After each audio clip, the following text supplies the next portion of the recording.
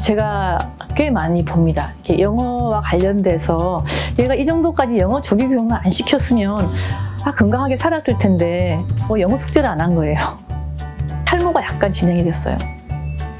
골고루 뇌를 써야지 신경망 형성이 다 골고루 잘 되는데 뇌 기능의 불균형이 상당했었어요. 우리가 아이들에게 이런 심리적인 배려까지 다 하고 영어 교육을 하면 참 좋겠지만 실제로 하여튼 무슨 이유든 부모님의 불안이든 또 너무 영어를 못해서 한이 맺혔던 여러 가지 이유가 있겠지만 제가 꽤 많이 봅니다. 이렇게 영어와 관련돼서 얘가 이 정도까지 영어 조기 교육만 안 시켰으면 건강하게 살았을 텐데 와가지고 오랫동안 치료를 받는 아이들을 제가 잠시 좀 말씀을 드리겠습니다.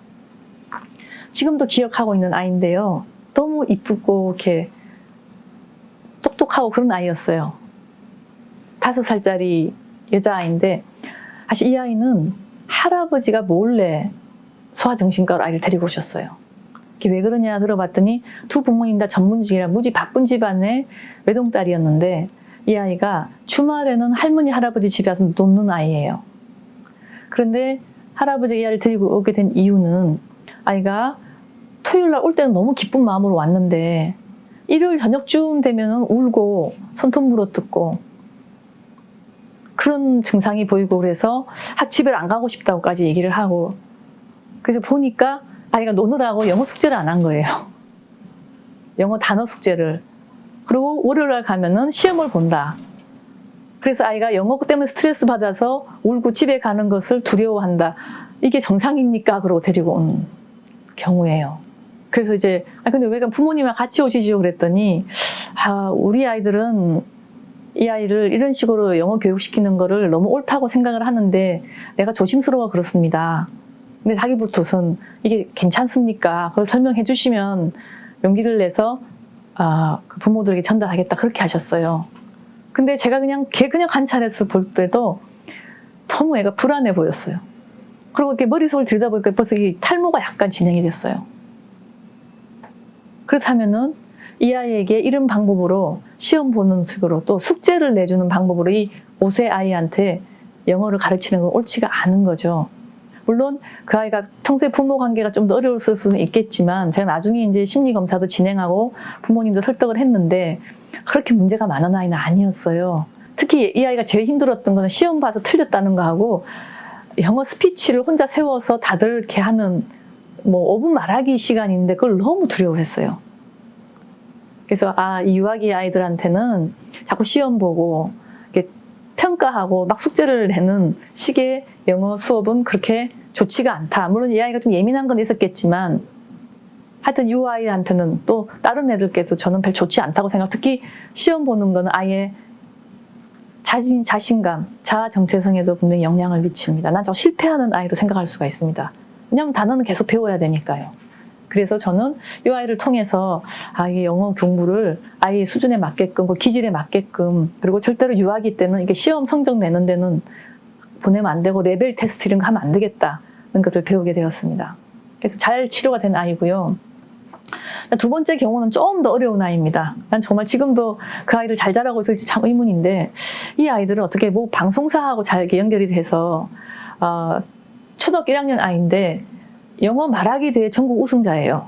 그래서 혹시 이 아이가 영어 이 말하기 영재가 아닐까 하고 와서 병원에서는 이제 인지 검사를 좀 해달라고 왔었어요. 그러니까 인지 검사에는 언어성 지능과 비언어성 지능을 다 재죠. 근데 의외로 여러분 IQ 검사 소위 말하는 인지 검사는 100이 평균이죠. 100을 평균을 만들거든요. 보통의 아이들이 50%가 다 할 수 있는 것들이 100인데 이 아이가 평균이 100이 안 됐어요. 부모님이 얼마나 충격받았겠습니까? 이거 영어 영재인 줄 알고 왔는데. 그래서 언어성 IQ 높으냐? 그것도 90 몇이었어요. 왜냐하면 언어성 IQ에도 이게 단어가 있고 언어 이해가 있고 공통성이 있고 여러 가지 이제 이해와 그 논리력을 다 체크를 하는데 이 아이는 어휘 점수만 좀 높았지 다른 부분이 많으니까 특히 그 언어로 생각하기 조금 많이 떨어지고 언어 이해도 많이 떨어졌었어요. 물론 비언어성 말할 것도 없고 이게 그럼 뭐냐? 유아기 때는 골고루 뇌를 써야지 신경망 형성이 다 골고루 잘 되는데 아마 이 아이는 아주 어렸을 때부터 아주 인텐시브하게 영어를 막 들려주고 말하는 걸 시킨 것 같아요. 그리고 이 아이는 이 아이뿐만 아니라 얘 언니도 영어를 잘한다 그래서 같이 왔는데 걔는 얘보단 좀 낫지만 거기도 약간 비슷하게 뇌 기능의 불균형이 상당했었어요. 그래서 이제 이렇게 나오니까 저도 너무 곤란하고 방송사에서도 곤란해서 어머니한테 잘 돌려서 얘기는 했지만 이 아이의 지금 상황은 다시 한번 자꾸 영어를 지금 시킬 문제가 아니라 골고루 발달되지 않은 다른 신경인지 기능을 높일 수 있는 다양한 학습 자극이 좀 필요할 것 같다. 그래서 저는 정말 유아기 때는 뇌 기능을 다 쓸 수 있도록 우리가 배려를 해야지 한쪽에만 꽂혀가지고 그쪽만 계속 훈련을 했을 때 문제가 생길 수 있다는 것을 제가 배웠습니다.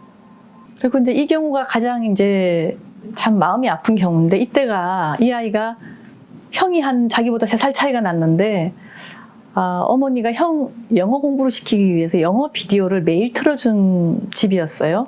근데 이 아이는 이제 돌된 아이인데 형은 이제 좀 커서 한국말도 할 줄 알면서 영어 비디오를 봤지만 이 아이는 돌 때부터 거의 모국어만큼이나 영어 비디오를 많이 보게 되었고 또 공교롭게도 어머님이 그때 둘째를 낳고 산후 우울증이 오셔가지고 아이들하고 상호작용을 많이 못 해주셨어요. 그러니까 어떻게 보면 이 집은 아이들은 영어 비디오를 보고 있는데 어머님은 좀 이렇게 누워서 쉬는 그런 분위기의 집이었어요.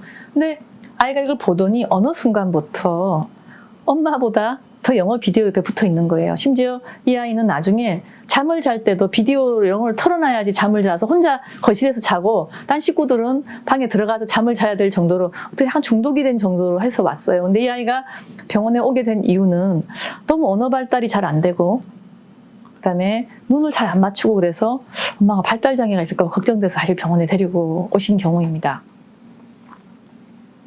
자, 아마 이랬었겠죠, 그 아이가.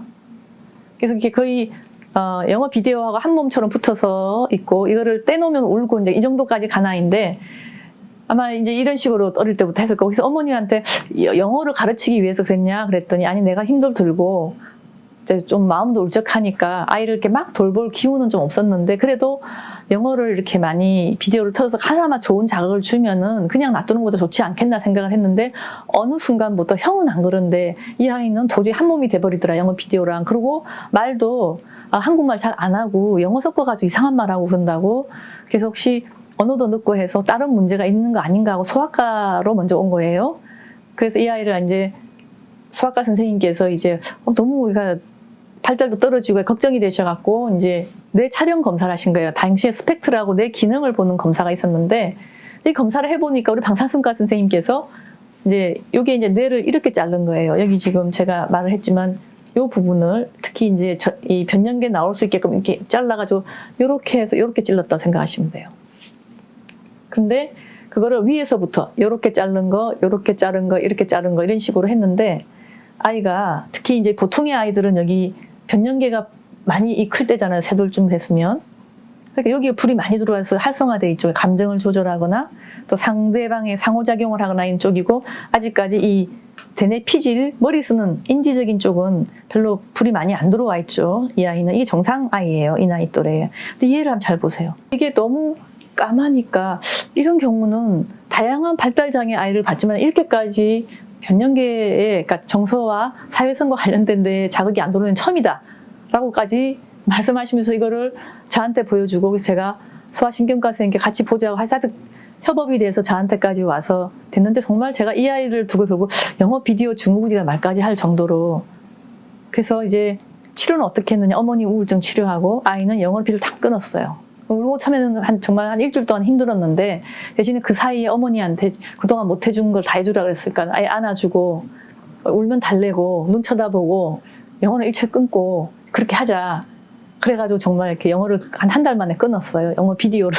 그러고 나서 이제 아이가 하지 않았던 자극을 다 줘서 치료를 해서 나중에 이제 언어는 좀 발달을 하고 했는데 유치원도 어떻게 보면 좀 특별하게 교육을 시킨 당시는 없었는데 하여튼 제가 친구분이 또 이렇게 유치원 교사라서 그 유치원 보내서 하여튼 해가지고 초등학교, 중학교 다 지나서 나중에 이제 대학생이 됐으니까 그 아이가 선천적으로 이 발달 장애가 있었던 아이는 아니었는데 이제 보니까 어릴 때 이런 식으로 보였던 것 자체는 저는 지금 생각에 상호작용할 기회를 박탈당하고 영어 비디오만 많이 본 아이들의 특징이 아니에요. 그래서 얘들은 유난히 이 아이들에 비해서 후두부 이렇게 시각적 자극만 자극하는데 막 지금 불이 많이 들어와 있잖아요. 그러니까 영어 비디오를 계속 시각적으로 본 것이 이렇게 그쪽의 뇌를 많이 활성화시킨 경우라 저도 이게 너무 귀한 자료라서 지금도 보면서 그 아이가 잘 지내는 걸로 봐서 참 이게 원래 이랬던 아이는 분명히 아니구나 하는 생각이 들고, 또 하나 이 아이가